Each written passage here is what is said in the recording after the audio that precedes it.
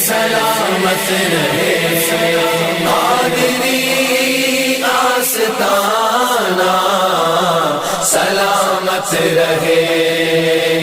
رب تعالیٰ نے قرآن مجید کے اندر فرمایا یا ایھا الناس قد جاءکم برہان من ربکم، اے لوگو تمہارے پاس تمہارے رب کی طرف سے ایک روشن دلیل آئی ہے۔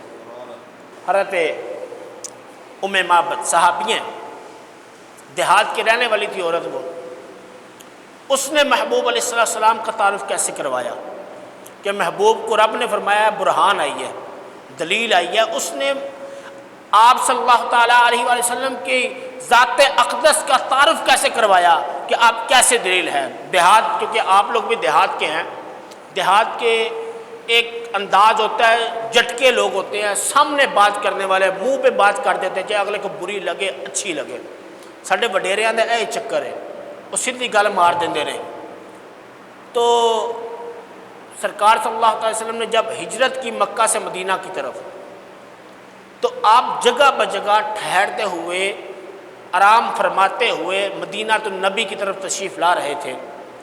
تو رستے میں ایک گھر جو ہے مدینہ کے قریب ام معبد کا پڑتا ہے، ایک مدینہ کے تھوڑا سا باہر جو ہے وہ عورت رہتی تھی۔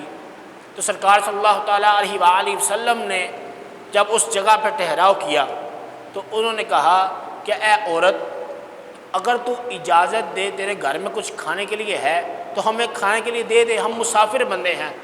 اس عورت نے کہا جناب آپ کو پتہ ہے اہل عرب کا ایک طریقہ ہے، بہت مہمان نواز ہوتے ہیں، لیکن خدا کی کرنی کچھ ایسی ہے کہ آج ہمارے گھر میں کچھ بھی نہیں ہے، آج ہمارے گھر میں کچھ بھی کھانے کو نہیں ہے۔ سرکار صلی اللہ تعالیٰ علیہ وآلہ وسلم کی نظر جو ہے گھر کے اندر ایک بیٹھی ہوئی لاچار بیمار بکری پر پڑتی ہے۔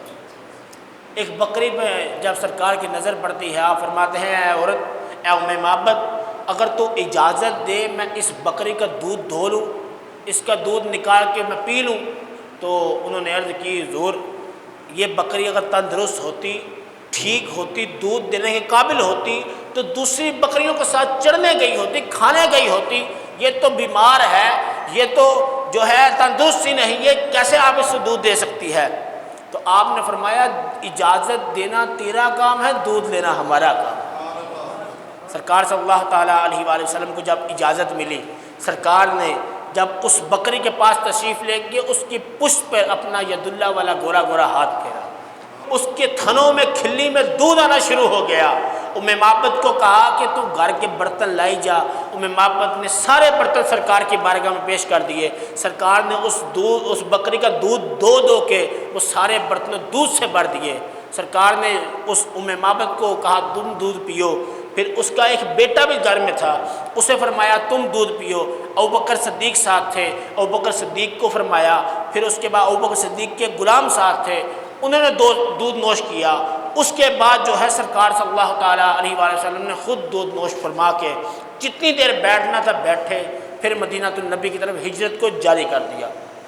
جب رات ہوئی تو اس عورت کا شوہر جو ہے وہ گھر آتا ہے، آ کے کہتا ہے آج خیر ہے، گھر کے اوپر انوار کی بارش ہو رہی ہے۔ وجہ کیا ہے کہ آج گھر کے اوپر انوار کی بارش ہو رہی ہے۔ تو اچھا ایک آپ کو یونیک بات بتاؤں، اصل میں اس عورت نے سرکار کا نام بھی نہیں پوچھا تھا، نام تک نہیں پوچھا، بس برکت آئی تھی، آپ کا نام اس نے مبارک رکھ دیا۔ اس عورت نے آپ کا نام مبارک رکھ دیا۔ تو جب اس عورت نے جب اس کا شوہر آیا تو اسے عورت نے کہا کہ یار کیا وجہ ہے، آج گھر پہ بارش ہو رہی ہے، وہ بھی انوار کی۔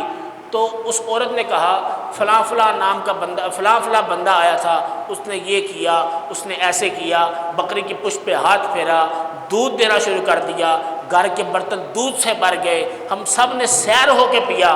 تو اس کے شوہر نے شکوہ کیا یار میں بھی قریب تھا، مجھے بھی بلا لیتا، میں بھی اس مبارک کو دیکھ لیتا۔ چلو چھوڑو، اب میں ایسا کرتا ہوں کہ میں اب دور بکریاں چرانے جاؤں گا، جب بھی جاؤں گا قریب قریب رہوں گا۔ تو چلو مجھے اس کا چہرہ تو بتاؤ، مبارک دکھتا کیسا تھا؟ بہت طویل حدیث ہے، بخاری میں ہے، جامع ترمذی کے اندر موجود ہے، مسلم کے اندر بہت سارے محدثین نے اس حدیث کو نقل کیا ہے، بہت طویل حدیث ہے۔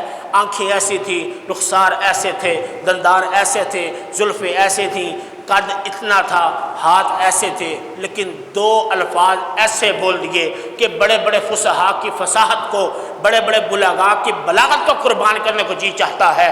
وہ کہتی ہے وَأَحْسَنُ مِنْ قَرِيبٍ وَأَجْمَلُ مِنْ بَعِيدٍ، دور سے دیکھو تب بھی سونے لگتے تھے، قریب آ کے دیکھو تب بھی سونے لگتے تھے۔ جس نے 1400 سال پہلے دیکھا اس نے بھی کہا حضور کی مثل کوئی نہیں ہے، جس نے 1400 سال بعد آ کے دیکھا اس نے بھی کہا لم یاتی نذیر و کفی نادارن، مثلے تو نہ شد پیدا جانا، جگراج کو تاج تورے سرسو، اے تجھ کو شہید و سرا جانا۔ 1400 سال پہلے حسان بن ثابت دیکھ رہے ہیں، حسان بن ثابت کہتے ہیں خلقت مبرعا من کل عیب کأنک قد خلقت کما تشاء، یا رسول اللہ آپ کو آپ کے رب نے بے عیب پیدا کیا ہے، ایسا پیدا کیا ہے جیسے آپ کی اپنی رضا تھی، آپ کی اپنی منشا تھی۔ اور 1400 سال بعد آ کے گھوڑے کے تاجدار نے جب مصطفیٰ کی ذات کو دیکھا، جب مصطفیٰ کے کمالات کو دیکھا، آپ نے کہا مکھ چند بدر شاشانی ہے، متھے چمک دی لات نورانی ہے، ارے کالی زلفت آنکھ مستانی ہے، محمود اکھیاں ہندت بری ہیں۔ ارے کیوں نہ ہو کہ مصطفیٰ کو رب نے فرمایا قد جاءکم برہان من ربکم، لوگوں تمہارے پاس تمہارے رب کی طرف سے ایک روشن دلیل آ گئی ہے۔ مصطفیٰ کی ذات وہ ذات ہے کہ اس کے مقابل کوئی بندہ آ نہیں سکتا، اس کے مقابل کوئی بندہ لایا جا نہیں سکتا، اس کے مقابلے میں کوئی بندہ کھڑا کیا جا نہیں سکتا۔ ارے جو لوگ آج کے یہ چھوٹے چھوٹے بونے، یہ چھوٹے چھوٹے چمچے مصطفیٰ کے ہاتھ پیر گننا شروع کر دے، مصطفیٰ کی آنکھیں گنے، وہ بھی کھاتے تھے ہم بھی کھاتے ہیں، وہ بھی چلتے تھے ہم بھی چلتے ہیں، وہ بھی سوتے تھے ہم بھی سوتے ہیں، وہ بھی باتیں کرتے تھے ہم بھی باتیں کرتے ہیں۔ ان کی دو آنکھیں ہماری دو آنکھیں، ان کا ایک ناک ہمارا ایک ناک، ان کے دو کان ہمارے دو کان، وہ گنتے پھرتے ہیں۔ کسی شاعر نے کیا خوب کہا ہے، پتھر سے کلمہ پڑھواؤ پھر کہنا ہم جیسے تھے۔ ارے پتھر سے کلمہ پڑھواؤ پھر کہنا ہم جیسے تھے، تم بھی ذرا معراج کو جاؤ پھر کہنا ہم جیسے تھے۔ ارے اوپر جانا نیچے جانا، چھت پہ جانا نیچے جانا، یہ تو بشر کی عادت ہے، عرش سے پار جا کے دکھاؤ پھر کہنا ہم جیسے تھے۔ ارے کیوں مصطفیٰ کو چنے پھرتے ہیں؟ ارے کیسا تمہارا ذہن ہے، کیسے تمہارے معاملات ہیں؟ تو مصطفیٰ کے ہاتھ گننا شروع کر دے۔ ارے جس کو رب نے فرمایا ہے قد جاءکم برہان من ربکم، لوگوں تمہارے پاس تمہارے رب کی طرف سے ایک روشن دلیل آئی ہے، دلیل بھی ایسی تو کوئی اس کو انگلی اٹھا نہیں سکتا، روئے روزن کی طرح وہ روشن دلیل ہے۔ مصطفیٰ کی ذات کو اگر دیکھنا ہے تو ہر بندہ گزرنے والا مصطفیٰ کی گواہی دینے کے لیے تیار ہے۔